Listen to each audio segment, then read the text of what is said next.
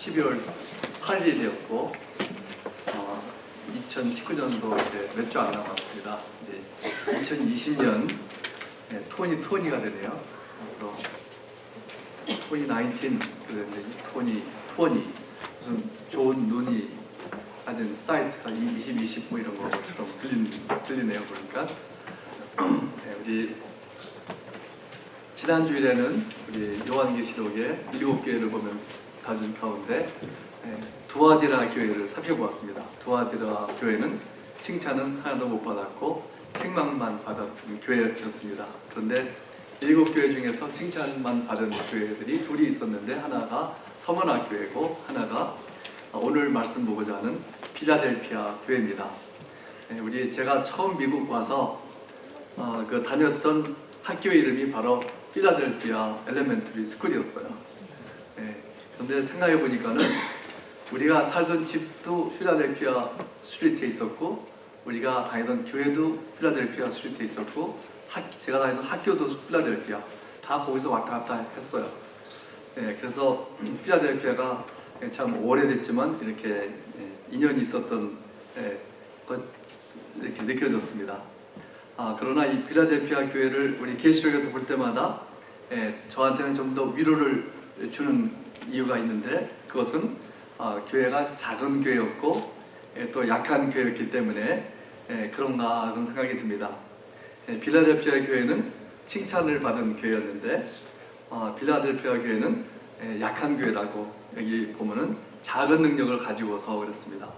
아마 필라델피아 교회는 메가처치는 아니었던 것 같고 자그마한 교회, 그러나 필라델피아 교회는 충성스러운 교회여서 칭찬을 받았고 주님께서 기뻐하셨던 교회였습니다.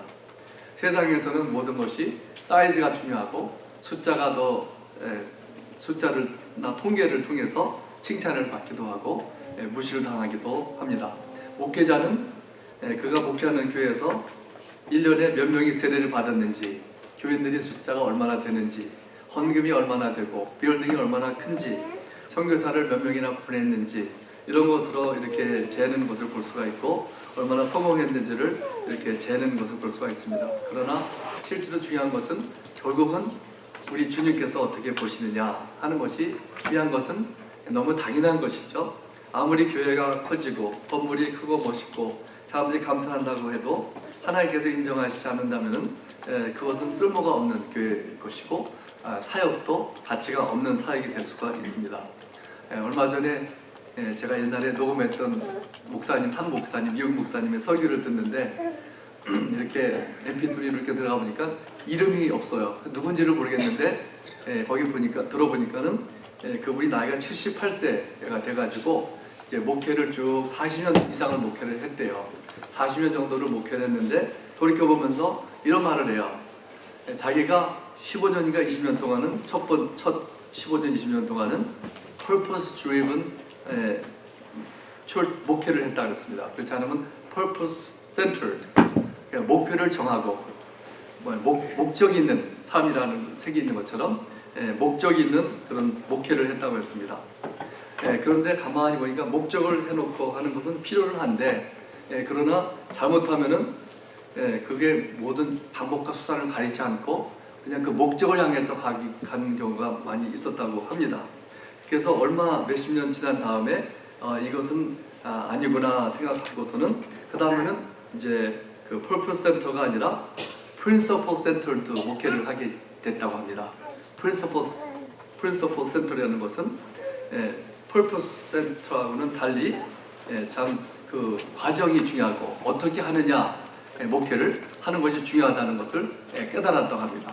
많은 목회자들이 또 사역자들이 그런 것 같아요. 처음에는 참 어떤 목적을 위해서 막 하다가 그 다음에 하다가 이게 아니구나 이런 생각을 할 때가 많이 있습니다. 교회나 어떤 그룹이 부흥하는 것은 나쁜 것 아니고 좋은 일일 것입니다. 그러나 주님께서 인정해 주지 않는다면 사람들은 감탄할지 모르지만 아무것도 아닌 말짱 헛것이 될 수도 있는 것입니다. 그러나 오늘 말씀 이 필라델피아 교회는 주님께서 기뻐하시고 칭찬하시는 교회라는 것을 우리가 너무나 분명히 압니다.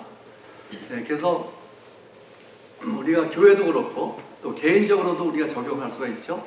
우리가 교회뿐만 아니라 우리 개인적으로도 어떻게 하면 주님께서 기뻐하시는 우리가 사역을 하고 삶을 살 수가 있을까, 이런 생각을 오늘 말씀에서 우리가 볼 수가 있습니다.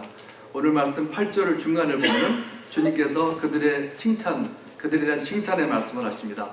내가 내 행위를 아노니, 내가 작은 능력을 가지고서도 내 말을 지키며 내 이름을 배반하지 아니하였도다 그랬습니다.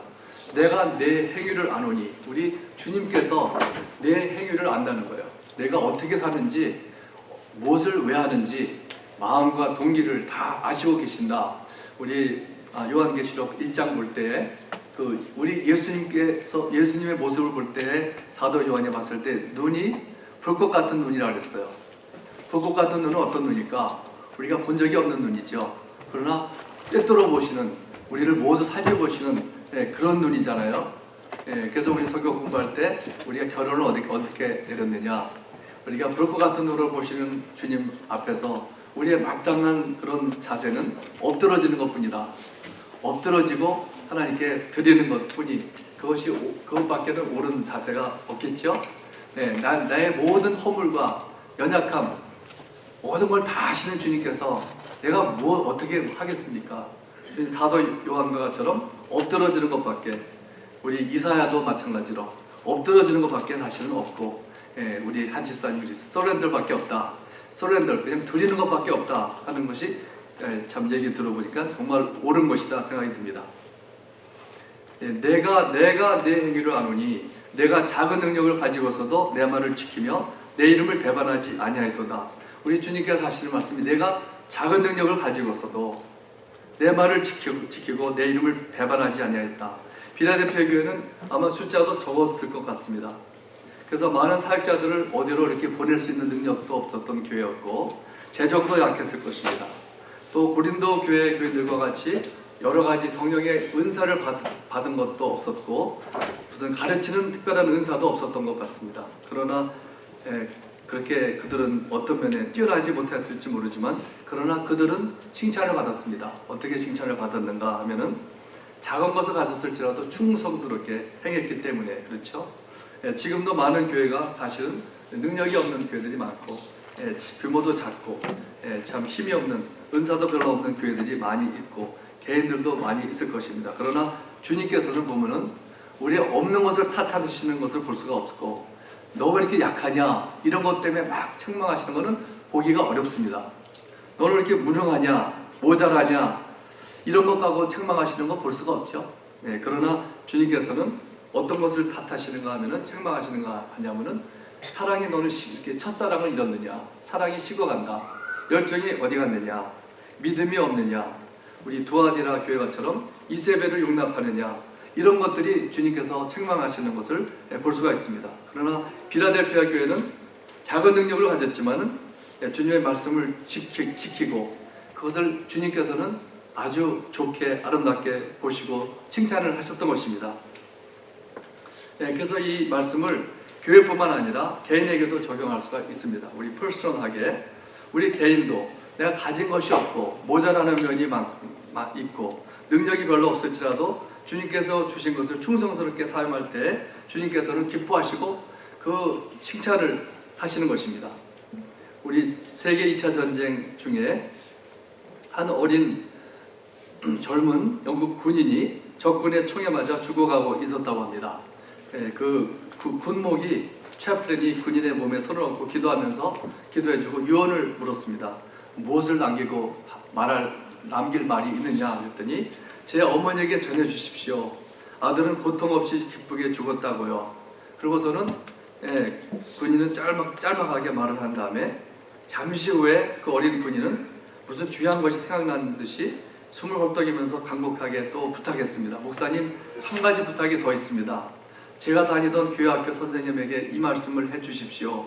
선생님의 가르침을 잊지 않았다고요. 그리스도인으로 편안하게 눈을 감게 해주신 선생님께 감사한다고 전해주세요. 그래서 이 군목은 전쟁이 끝난 다음에 그 군인의 유언에 따라 교회 학교 선생님을 찾아갔습니다. 그래서 그 청년이 말한 마지막 유언을 들려주었습니다. 그 여선생님은 그 말을 아무 말 없이 한참 동안 듣더니 눈물을 흘리더니 무겁게 입을 열었습니다. 저는 사실은 지금은 교회 학교 교사가 아닙니다. 안 한 지 꽤 오래되었습니다. 교회 학교 교사라는 직분이 대단치 않게 생각되어서 그만두었습니다. 그러나 제자의 유언을 들으면서 결심했습니다. 다음 주일부터 다시 교회 학교 교사로 봉사하겠습니다. 이렇게 그 결심을 했다고 합니다.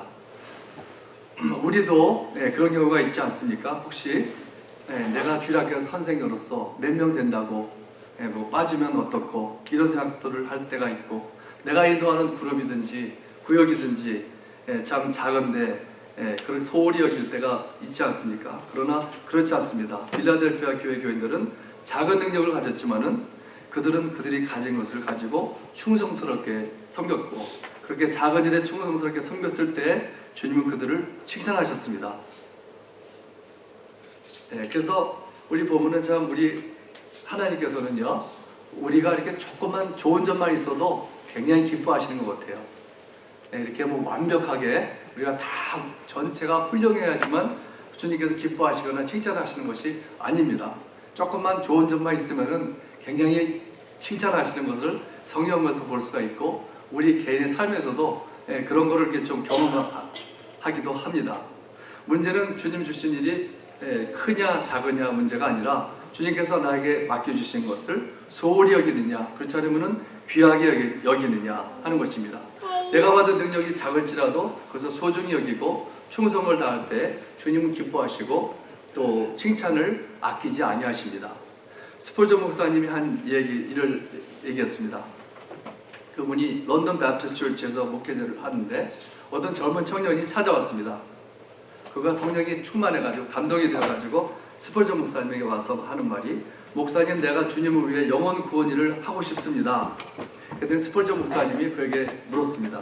당신은 무슨 직업을 가지고 있습니까? 그랬더니 나는 기차를 운전하는 사람입니다. 스폴전 목사님은 그에게 묻기를, 당신 옆에서 불을 피우는 그 파이어맨은 크리스천입니까? 그랬더니 잘 모르겠습니다. 그러니까는 스폴전 목사님은 그에게 찾아가 보라고 이렇게 얘기했다고 합니다. 그러니까 그게 무슨 말일까요? 우리는 주님을 위해서 무슨 큰 일을 하려고 하는 것보다는 먼저 나에게 지금 현재 맡겨주신 일을 잘 충성을 하기를 원하시는 것입니다. 필라델피아 교회는 구체적으로 무슨 칭찬을 받았는지 8절 중간에 다시 보면은 뭐라 그러십니까? 먼저 내가 내 행위를 아노라, 우리 주님께서만 아신다고 했고, 그리고 뭐라고 하시냐면은 내가 작은 능력을 가지고서도 내 말을 지키며 내 이름을 배반하지 아니하였도다 그랬습니다. 그들은 무엇을 구체적으로 했다 그러냐면 주님의 말씀을 지켰다 그랬어요. 이 지켰다는 것은 무슨 의미일까요? 뭐 이렇게 어려운 말은 아니고 잘 지켰다. 개가 있으면 도망가지 않게 잘 지키고, 우리 마태복음 28장 4절에 보면은 예수님의 무덤을 지켰던 자들 이렇게 나오고, 지키는 걸 말하는 거죠. 말씀을 지키고 그들의 삶에 적용하고 그렇게 살았다는 것입니다. 계시록 1장 3절에 보면은 이렇게 사용되고 있습니다. 이 예언의 말씀을 읽는 자와 듣는 자와 그 가운데 기록한 것을 지키는 자는 복이 있나니 때가 가까움이라. 이건 또 지키는 것, 말씀을 듣고 그대로 지키는, 행하는 것을 말씀하고 있죠. 또 계시록 21장 7절에 보면 주님께서 말씀하시기를, 보라 내가 속히 오리니 이 두루마리의 예언의 말씀을 지키는 자는 복이 있으리라 하더라. 말씀을 지키는 자가 복이 있다 그랬습니다.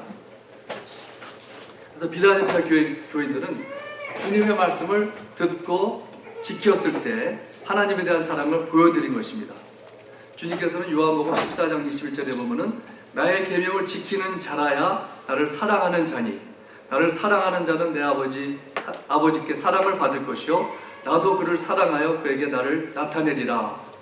이렇게 말씀하고 있습니다.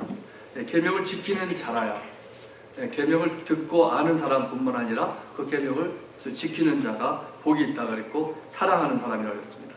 데살로니가전서 5장 23절에 보면은 영과 혼과 몸이 흠없이 보존되기를 원하노라. 보존되는 것, 이것도 그 보존, 가드, 지키는 의미입니다. 그런데 우리가 살고 있는 이 시대에도 하나님의 말씀을 지키지 못하게, 지키지 말라고 하는 그런 많은 프레셔들이 우리에게 찾아옵니다. 과학이 사실이고 하나님의 말씀은 두 번째다 이렇게 말하는 사람들이 있습니다. 과학이 맞으니 창세기를 그대로 해석하지 말라. 하나님의 말씀을 하이어 크리티시즘에 복종케 하라. 이런 여러 가지 프레셔들이 우리에게 찾아옵니다. 그러나 빌라델피아 교회 교인들은 배운 것은 많지 않았을지 모르나 그들은 하나님의 말씀을 지켰습니다. 하나님의 말씀을 지키려면 먼저 읽어야 되겠죠. 하나님 말씀을 받아 있어야지 지키죠. 없는 거 지킬 건 없죠. 하나님 말씀을 듣고 읽고 하나님 말씀의 권위를 인정하였고 말씀을 묵상하고 말씀을 연구했던 것입니다. 사람은 가치가 없다고 생각하는 것은 버리기를 주저하지 않습니다. 그러나 빌라델피아 교인들은 주님의 말씀을 귀하게 여기고 말씀을 지키고 말씀대로 살고자 했던 것입니다. 그들이 살았던 그 시대에는 기독교인들이 심한 핍박을 받았던 때였습니다. 그래서 예수님의 이름을 위해서 죽었던 사람들이 많이 있다는 것을 우리가 들었습니다. 그 당시 매년 1년에 한 번씩 그 시민들은 가이사 제단 앞에 가서 Caesar is Lord라고 고백을 했었어야 됐다고 합니다. 그는 가이사가 주인이다, 주님이시다 이렇게 고백을 했던 건데 많은 사람들이 그렇게 하게 되면은 예수님을 부인했던 행동이었습니다. 그런데 아마 제가 추측하기에는 많은 사람들이 이렇게 말했을 수도 있겠습니다. 남들도 다 하는데 나도 해야지. 그렇게 하지 않았을까? 또 어떤 사람은 내가 말로는 가이사가 내 주라고 말은 하지만 내 중심은 속은 그렇지 않아. 그냥 괜찮아. 이렇게 생각하는 사람도 있었을 것 같고 어떤 사람들은 내가 살아남아야 주님의 복음을 더 전하고 일을 할 수가 있겠지. 하나님도 내가 죽는 것을 원하지 않으실 거야. 이렇게 생각하지 않았을까? 그런 추측이 쉽게 됩니다.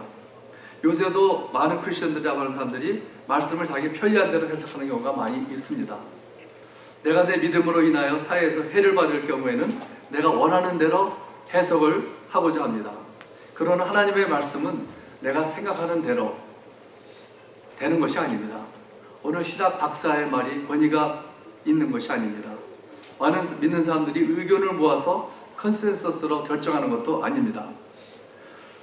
그러나 진리는 우리가 믿을 수 있는 진리는 다른 것이 아니라 하나님의 말씀, 이 기록된 하나님의 입에서 나온 말씀밖에는 없습니다. 그리고 하나님께서는 마가복음 8장 38절에 보면 주님께서 이렇게 말씀하십니다.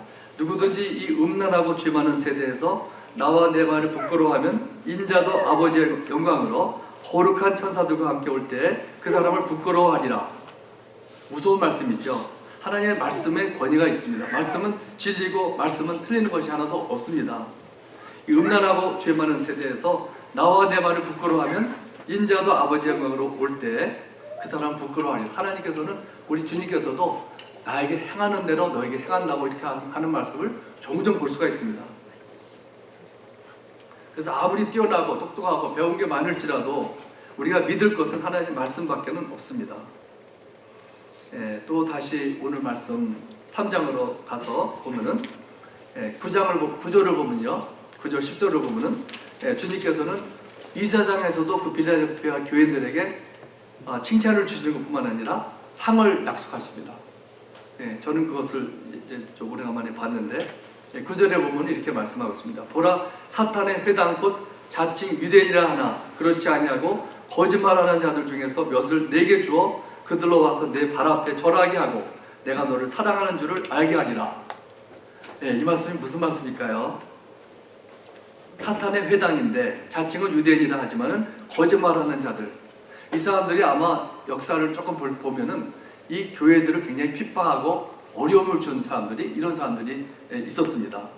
거짓말을 하고 그러나 이 빌라델피아 교회에게 그를 많이 괴롭게 했던 사람들인 것처럼 보이는데 주님께서 하시는 말씀이 이제 그들 몇 명이 빌라델피아 교회에 와서 그들에게 절하게 될 것이다 그랬어요. 이것은 뭐 그들에게 신이라고 절하는 그런 것이 아니라 어떻게 이렇게 엎드리는 것, 사과를 한다든지 이런 것을 말하는 것이라고 생각이 듭니다. 우리 다니엘 2장 46절부터도 보면은 다니엘을 그 느부갓네살 왕이 죽이려고 하다가 다니엘과 하나님께서 함께 하시는 것을 보고서는 다니엘에게 찾아와서 절하고 그의 부하들에게 명령하여서 다니엘을 높여주고 선물을 많이 주고 그를 세워서 바벨론 온 지역을 다스리게 했다 그랬습니다. 우리 하나님께서 우리 빌라델피아 교인들을 기뻐하실 때 그들에게 사랑의 사인으로 이런 걸 보여주시는 것입니다. 네, 그래서 그렇게 말씀하고 있죠. 오늘 9절 말씀 보면은 내가 너를 사랑하는 줄을 알게 하리라. 참 하나님은 참 좋으신 분이세요, 사실은. 네, 그래서 하나님께서 기뻐하시는 자에게 이렇게 사랑의 표시를 해주셔요. 그래서 이것이 그 중에 하나입니다. 그런데 또 두 번째는 또 두 번째 약속을 상을 주십니다. 그래서 10절에 이렇게 말씀하십니다. 내가 나의 인내의 말씀을 지켰은즉 내가 또한 너를 지켜 시험의 때를 면하게 하리니 이는 장차 온 세상에 임하여 땅에 거하는 자들을 시험할 때라. 우리 앞으로 이제 환난이 그런 시험이 온다고 하는 것입니다. 그때도 시험이 있었겠지만 우리에게도 어떤 시험이 올지 모르고 성경에서는 환난을 예언하고 있습니다. 어떤 환난 시대가 우리 앞에 있습니다. 어떤 때 생각해보면 참 별로 이렇게 장래가 밝아 보이지 않는 때가 있습니다. 어떤 환난이 올지, 특별히 또 우리 자녀들, 그래서 어떤 분들은 애를 많이 낳을 필요 없다 생각하는 사람들도 있습니다. 두려워서. 자, 그만큼 우리 환난이 오기는 오는데 언제 올지 모르는 거죠, 그 시대가. 그런데 여기에 뭐라고 하는 말씀을 하고 있느냐. 내가 나의 인내의 말씀을 지켰은즉 내가 또한 너를 지켜 시험의 때를 면하게 하리니. 여기서도 보면 예수님께서 그러시잖아요. 내가 이렇게 했으니까 나도 너희들 이렇게 하겠다. 내가 나의 인내의 말씀을 지켰은즉 내 말씀을 끝까지 지켰은즉 또한 내가 너를 지켜 시험의 때를 면하게 하리라. 너를 시험의 때에 학기말 시험이 아니라 우리 시험 때에 학기말 시험에도 지켜주시겠지만 그러나 시험 때에 시험을 면하게 하리라 이렇게 말씀하시죠. 그러니까 하나님께서는 내가 이렇게 하면 나도 이렇게 하겠다 이런 말씀이 많이 있어요. 그러니까 여기는 너무나 중요한 말씀입니다. 내가 내 말씀을 인내를 가지고 지켰은즉 내가 너를 지켜줄 것이다 이렇게 말씀하십니다. 마태복음 10장 32절에도 주님께서 이렇게 말씀하십니다. 누구든지 사람 앞에서 나를 시인하면 나도 하늘에 계신 내 아버지 앞에서 그를 시인할 것이요 누구든지 사람 앞에서 나를 부인하면 나도 하늘에 계신 내 아버지 앞에서 그를 부인하리라. 우리가 하는 대로 해주신다는 거예요. 그래서 우리 주님께서는 이 빌라델피아 교회 교인들을 지켜주신다는 것입니다. 시험의 때를 면하게 해주신다고. 이 약속은 분명한 것이죠. 어떻게 그들이 지킴을 받게 되었는가? 바로 그 말씀을 지켰기 때문이에요. 인내의 말씀을 지켰기 때문에 주님께서 그들을 환난에서 지켜주신다는 것입니다. 성경에 보면 반드시 그렇지는 않지만 그런 경우를 종종 볼 수가 있어요. 우리가 어떤 경우는 하나님을 사랑하시지 않아서가 아니라 좀 죽는 것을 허용하실 때가 있습니다. 야고보와 같이 그런 경우가 있지, 스데반과 같이. 그렇지만은 많은 경우에도 보면은 또 하나님께서 사랑하시는 사람을 환난에서부터 어떤 재앙에서부터 건져주시는 경우를 좀 더 많이 볼 수가 있습니다. 우리가 창세기 5장 24절에 보면은 에녹이 하나님과 동행하였더니 하나님이 그를 데려가심으로 세상에 있지 아니하였더라. 에녹이 하나님과 동행하였더니 하나님께서 그를 데려가셔서 죽음을 보지 않게 하셨습니다. 하나님의 말씀을 두려워하고 경외했던 노아를 위해서 노아의 홍수가 내렸을 때, 노아의 홍수가 아니라 하나님의 홍수겠지만 홍수를 내려주셨을 때 그에게 속한 그 노아뿐만 아니라 그에게 속한 식구들까지도 홍수에서부터 방주를 통해서 건져주셨습니다.